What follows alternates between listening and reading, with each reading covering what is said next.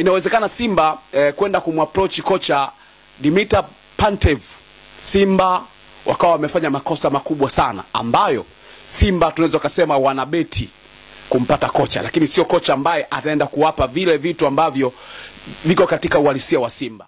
Ligi ya Botswana ni ligi ya 16 kwa ubora barani Afrika. Ligi ya Tanzania ni ya 4 kwa ubora. Kama wa huyu kocha pengine unaweza kukushangaza kwa kiwango kikubwa. Unaweza kawa ukasema ni kocha ambaye ukuaji wake ni ukuaji wa uyoga. Huenda ana ubunifu au ana kitu cha ziada kuzidi makocha wengine, kwa sababu alipofika pale Kameruni yeye akafundisha timu za kawaida, akaipandisha ligi, lakini akaenda kubeba ubingwa akiwa na Victoria United pale nchini Kameruni. Ni mwanamichezo mwenzangu, karibu sana. Hii ni Like Media ambayo inakupa nafasi ya kuweza kupata taarifa mbalimbali za kimichezo, na mimi naitwa Lugano Israel. Karibu sana, tu pamoja kuanzia muda huu tuweze kupata taarifa mbalimbali za kimichezo. Lakini kikubwa zaidi ambacho unatakiwa kukifahamu ni kwamba kuna tetesi kuhusiana na kocha mkuu wa Simba. Mengi yamezungumzwa, makocha wengi wametajwa, lakini Dimitar Pantev ambaye ndiye anatajwa kwa sasa katika headline zote, huenda akatua ndani ya wekundu wa Msimbazi Simba. Tutaenda kumwangalia kwa namna ya jicho la kitofauti sana, lakini kawaida tunakuwa na story kabla ya story yenyewe. Manake tunapokuja kupa story yoyote ile, lakini ndani kunakuwa na story yenyewe. Kabla story yenyewe tunakuwa na story ya kimaisha ambayo huwa tunakuwa tunaizungumza hapa. Kwenye maisha kuna kitu ambacho kwanza lazima kisimame kwako mwenyewe. Kabla ya watu wote hawaja na furaha, lakini hakikisha kwanza wewe mwenyewe una furaha na unatengeneza sababu ya kuwa na furaha. Na kabla ya vitu vyote unakuwa wewe kwanza na ulinzi. Na kabla ya vitu vyote wewe kwanza na watu wengine wa baadaye. Sijamaanisha kwamba watu wengine wewe wachukulie poa, lakini pale panapobidi lazima wewe uwe mtu wa kwanza kabla ya watu wengine wote. Ndio kipindi ambacho naweza kukumbusha kwamba kama ushawahi kusikia historia ambao mama alikuwa anatembea porini akiwa anatembea na mtoto, kamshika mkono mtoto wake. Lakini ghafla yeye akasikia mungurumo wa simba. Buu! Unajua ule mungurumo wa simba. Mama akatupa, alikuwa amebeba kuni zake, akamshika mtoto mkono. Aliyosikia mungurumo tu kwanza akatupa kuni kule. Alafu akaibuka na mbio kukimbia kule ambako alikuwa anahisi yeye ndio kuna usalama. Alipofika mbali akakumbuka kwamba alikuwa na mtoto wake kamwacha, itabidi arudi kumfuata. Licha ya kwamba bado kulikuwa na hatari kwamba yupo simba, akasema liwalo na liwe, ngoja nimfuate mtoto wangu. Lakini kwanza alikimbia yeye, lakini baadaye akafuata. Tunajua mapenzi ya mama kwa watoto. Kwa watoto wao. Lakini mwisho siku, lakini kwanza alikimbia yeye kwanza, alafu baadaye akarudi kuangalia kinachoendelea na vitu vingine kama hivyo. Licha kwamba mtoto alimpata na mambo mengine kaenda hivyo, lakini anakupa ujumbe wa kwamba wewe kwanza, then ndo watu wengine wanakuwa wanafuata. Au sio bwana? Karibu sana, hii ni Like Media. Kama ambavyo nimejitambulisha, naitwa Lugano Israel, naendelea kukupa stories za kimichezo. Tetesi kubwa sana ambayo inamuhusu kocha mkuu wa klabu ya Simba. Simba wakihitaji kuwa na kocha mkuu mara baada ya Fadlu Davis kuondoka, Suleiman Matola kuwa msaidizi na ndiye ambaye yuko na kikosi mpaka sasa, lakini kocha Dimitar Pantev ndiye ambaye anazungumzwa kutoka pale Gaborone FC. Maswali yatakuwa ni mengi. Je, ni kocha ambaye anafaa kuifundisha Simba? Ni kocha ambaye anaweza kuipa Simba kile ambacho kinastahili, kwa maana kwenye mashindano ya kimataifa, kwenye ligi, ushindani na vitu kama hivyo? Je, Simba wamekurupuka au Simba wamepata dodo? Hilo linaweza kuwa ni swali ambalo pengine kutokana na jinsi ambavyo unaweza kupata historia yake, unaweza kupata picha ya kocha wa aina gani ambaye anaenda kutua ndani ya wekundu wa Msimbazi Simba. Tunaanza kumzungumzia kocha Dimitar Pantev, kocha ambaye asili yake anatoka nchi ya Bulgaria. Kama ambavyo nafahamu ni nchi ambazo zimeendelea kisoka. Na mwisho wa siku alianzia huko na akiwa kama mchezaji wa ndani kabisa, na mwisho wa siku kilichokuja kutokea akaja kuwa kocha mchezaji wa timu ambayo alikuwa anachezea wakati anakaribia kustaafu. kocha mchezaji msaidizi wa timu hiyo. Akaenda baadaye akatoka na kwenda kufundisha timu za vijana kama kocha katika maeneo tofauti. Ashaye kwenda kufundisha pale Palestina, amefundisha ligi Palestina, akaenda kufundisha India, akaenda kufundisha pale. Lakini wakati huo akiwa na profile kubwa la kufundisha mchezo wa fursa. Ni mchezo ambao kwa Tanzania sio maarufu sana, lakini ni mchezo ambao alisimama kama kocha mkuu wa timu ya timu ya taifa ya Bulgaria. Kwa hiyo ni ukizungumzia Bulgaria kuhusiana na mchezo wa fursa, atakwambia ni kocha ambaye alitengeneza sifa na heshima kubwa sana. Lakini baadaye akaona ingie kwenye ball, akaamua ingie kwenye ball, kwa maana mpira wa miguu ambao unahusisha wachezaji 11 kwa 11 kila upande, na yeye akiwa kocha mkuu akaenda kufundisha timu tofauti tofauti. Lakini kubwa zaidi ni lile ambalo aliweza kuamua yeye kutoka huko alikotoka na kwenda kujiunga na timu ya Victoria United ambayo ipo nchini pale Kameruni. Akaenda kuifundisha timu hile. Taratibu za ligi za wenzetu ni tofauti na ligi yetu, pengine kwamba kuna championship, kuna first league, si kuna ligi za mikoa. Sasa pale Kameruni alivyofika alikutana na timu ya daraja la chini, ambapo hapa tunaweza kusema pengine ni championship, lakini wana mfumo wa kucheza katika wanasema ligi ya mkoa. Tutakuwa nakumbuka miaka nyuma sana ligi ya Tanzania kulikuwa na ligi za mikoa. Sasa Dimitar Pantev yeye alienda kwenye ligi hiyo ya mikoa. Maana yake mikoa inashindana, na pale akaibuka kuwa bingwa wa mikoa pale Kameruni, akiifundisha timu ya Victoria United, na akaifundisha akafanikiwa kwenda Elite 1 ambayo ni ligi kuu ya nchini Kameruni. Akaingia kwa mara ya kwanza 2022, akaingia pale 2023, akaenda kuwa kocha wa timu ambayo kaipandisha kutoka ligi ya mikoa na ikaingia ligi kuu. Sasa ukuaji wa huyu kocha pengine unaweza kukushangaza kwa kiwango kikubwa. Unaweza ukasema ni kocha ambaye ukuaji wake ni ukuaji wa uyoga. Huenda ana ubunifu au ana kitu cha ziada kuzidi makocha wengine, kwa sababu alipofika pale Kameruni yeye akafundisha timu za kawaida, akaipandisha ligi, lakini akaenda kubeba ubingwa akiwa na Victoria United pale nchini Kameruni. Msimu wake wa kwanza kutoka kuipandisha timu ligi na mwisho siku kuingia ligi kuu na kwenda kubeba ubingwa. Lakini bahati mbaya yeye binafsi, pengine kwa matamanio yake na vitu vingine kama hivyo, au kutokana na posho kuwa kubwa maeneo mengine, akaondoka wakati timu inaenda kushiriki mashindano ya kimataifa kama Victoria United.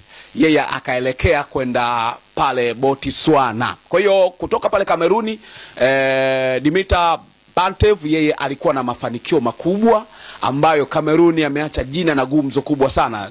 Kocha ambaye amepandisha timu mpaka kwenda kuchukua ubingwa. Kwa hapa Tanzania sidhani kama kuna kocha ambaye ashaye kufanya hivyo. Na kama alishaye kufanya hivyo, unaweza kuzungumzia kipindi ambacho Mtibwa Sugar, lakini sio kwamba kipindi hicho Mtibwa Sukari ndio ilikuwa inapanda daraja. Sio kweli. Ilikuwa tayari iko kwenye ligi, na kocha ambaye alikuwa wakati huo akaifanya Mtibwa Sukari kachukua ligi mara mbili mfululizo. Lakini kwa Azam pia ambao walienda kuchukua 2014, hauwezi kufananisha na jinsi ambavyo kocha huyo Dimitar Pantev kutoka pale Bulgaria kwenda kuifundisha timu ya Victoria ambayo ilitoka madaraja ya chini ikaenda ligi kuu, ikaenda kuchukua ubingwa na mwisho siku kwenda kushiriki mashindano ya kimataifa. Hiyo ilikuwa ni kitu cha kitofauti kidogo. Lakini mambo yakaenda kuwa mazuri zaidi alipoenda pale Botswana, akaenda kuifundisha kwa muda mfupi tu Orapa United, ambapo mara baada ya kuifundisha bahati sio kuwa nzuri kwa Gaborone, kocha wao ambaye anafahamika kama Moloi, ambaye alikuwa anafundisha Gaborone United.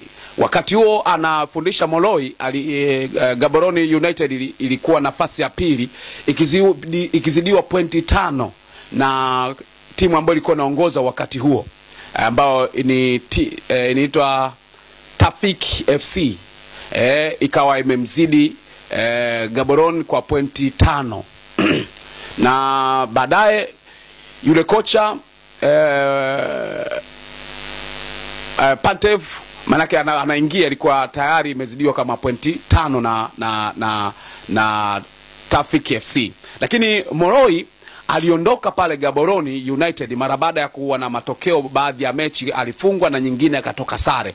Mechi ya sare ndiyo ambayo ilimfanya akaondoka, maana yake akakutana na ukosoaji mkubwa kwa watu wanaomzunguka. Kwa hiyo Pantev alipofika pale Gaborone United alikutana na michezo 11 mpaka kumaliza ligi. Aliingia katikati ya msimu. Katikati ya msimu ambao aliingia amepoteza mchezo mmoja na amesare mchezo mmoja. Michezo 9 yote ameshinda. Kwa ameshinda mchezo 9. Hapo tunamzungumzia kocha ambaye anasemwa anazungumzwa kutua ndani ya wekundu wa Msimbazi Simba. Licha kwamba taarifa bado hazijathibitishwa, lakini huko taarifa zinasema kwamba ameaga kabisa kunako timu ya Gaborone United kuja kuitumikia Simba. Sasa amekaa hapo Gaborone United toka 2024-25, lakini wakati huo 24-25 alikuwa anaifundisha Orapa United. 2025 Januari 23 ndipo ambapo aliingia ndani ya Gaborone United akiwa kocha mkuu. Nimekuambia kwamba alishinda katika mzunguko wa mwishoni kabisa wa ligi. Katikati ya mzunguko wa ligi ndipo ambapo akaingia kuifundisha Gaborone United mpaka kwenda kuchukua bingwa. Amecheza michezo 11 akisema kama kocha mkuu. Alichukua timu Januari 23 mwaka 2025 akishinda michezo 9, akipoteza michezo 1 na kusare mchezo 1, na ndiye ambaye anajiunga na wekundu wa Msimbazi Simba. Na mara baada ya hapo ndipo ambapo kulikuwa na michezo ya kimataifa, akikutana na Simba akafungwa mchezo mmoja nyumbani na akaja kutoka sare hapa Tanzania. Simba wakashawishika na kocha huyo kwamba huenda kawa ni kocha mzuri. Simba huenda hata katika maamuzi hayo unawezekana amemdigi sana kocha huyu na kutaka kumfahamu kuhusiana na ubora aliyokuwa nao. Mimi nasema kutokana na historia hii ambayo Simba wanaenda kumchukua kocha Dimitar Pantev, huenda Simba wakafanya makosa ya kiutafiti kutokana na jinsi ambavyo pengine watakuwa wametafiti. Na nimekwambia kwamba ligi ya Botswana ni ligi ya 16 kwa ubora barani Afrika. Ligi ya Tanzania ni ya 4 kwa ubora, kama sio ya 5, kama sio ya 6, lakini kwenye level hiyo mpaka watupe taarifa zaidi ya kwa mwaka huu tuko katika level ipi. Lakini kikubwa sana ni namna ambavyo ligi ya Botswana na Tanzania, jinsi ambavyo pia kocha huyu kapita katika timu hizo. Ukiangalia Victoria United kutoka pale Kameruni kafanya makubwa ya kushangaza, kwanza kuipandisha timu, yani kuchukua bingwa wa mkoa, kaenda kuipandisha ligi moja kwa moja, kaenda kuleta ushindani mpaka kuchukua ligi, kairuhusu kaipa nafasi timu iko kwenda kushiki kimataifa. Lakini akaenda Orapa ambako hakuna historia kubwa zaidi ya kwenda kujiunga na Gaborone, ambayo Gaborone United kaenda kufanya makubwa kwenda kuchukua ubingwa, licha kwamba amemalizia michezo 11 ya ligi. Kumbuka alianza mwaka tarehe 23 Januari mwaka 2025 na kaenda kuchukua ubingwa kwa michezo ambayo ilikuwa imebakia. Michezo mingine Moroi ndio ambaye alikuwa amesema kama kocha mkuu mara baada ya kujiuzulu na kuondoka katika klabu hiyo, yeye akachukua mikoba. Lakini ukiangalia kuchukua ubingwa, lakini baadaye kushiriki mashindano ya kimataifa, wakakutana na timu ya Simba ambayo Simba ni majiant katika mashindano ya kimataifa, lakini inatoka kwenye ligi bora ya Tanzania. Lakini yenyewe Simba kama Simba iko katika timu bora barani Afrika katika vilabu. Kwa hiyo kumchukua kocha kama Dimitar Pantev pia kunafikirisha zaidi namna ambavyo kocha huyu anavyoingia kwenye timu kubwa ya Simba, hasa Simba ikiwa katika kampeni ya kuingia kwenye mashindano makubwa, kampeni ya mashindano makubwa katika hatua ya pili ya mtoano kabla hujaingia kwenye makundi. Unaanza kumwangalia kocha huyu. Je, Simba utafiti waliofanya wamejiridhisha kwamba huyu kocha ataweza kufanya hivyo? Huenda Simba watakuwa natembea kutokana na kile kitu ambacho wamekipata kutoka Victoria United, Orapa na Gaborone. lakini hawajaufikiria uzoefu wake katika mashindano mengine ya kimataifa na atasaidia vipi. Lakini jinsi ambavyo wameunganisha timu ya Gaborone, je, wametafiti Simba kwamba ni yeye kafanya hiyo kazi kubwa au kocha ambaye alikuwepo ndiye akaifanya timu kuwa bora zaidi? Yeye kapita kwenye miguu ya yule kocha. Unajua kuna sehemu unaweza kumzungumzia mtu anaitwa tajiri, lakini ni tajiri aliyerithi mali za baba. Ni tofauti na yule tajiri ambaye mwenyewe kazitafuta kwa jasho lake. Kuna utofauti mkubwa. Kwa Simba huenda wanaenda kufanya makosa kumchukua kocha Dimitar Pantev kuwa kocha mkuu wa Simba, kwa sababu ya wao walivyokutana naye. Amewapa challenge, pengine wanaweza kaisi ni kocha mkubwa. Kwanza kuhusiana na ligi ambayo ametokea, je, ina ushindani wa hivyo? Kuna timu kubwa za kiasi hicho? Kuna yani ni timu ambazo zikoje? Lakini njoo kwa yeye alipotokea mpaka kufika huko, nini amechokifanya. Lakini kufananisha na ligi ya Tanzania, wakati mwingine makocha wanabebwa na wachezaji ambao wamewakuta na muunganiko uliopo. Kwa hiyo inawezekana Simba kumpata, inawezekana Simba kwenda kumapproach kocha Dimitar Pantev, Simba wakawa wamefanya makosa makubwa sana ambayo Simba tunaweza kusema wanabeti kumpata kocha, lakini sio kocha ambaye ataenda kuwapa vile vitu ambavyo viko katika uhalisia wa Simba. Kwa wanabeti ni kutokana na kile ambacho wamekiona upande mwingine.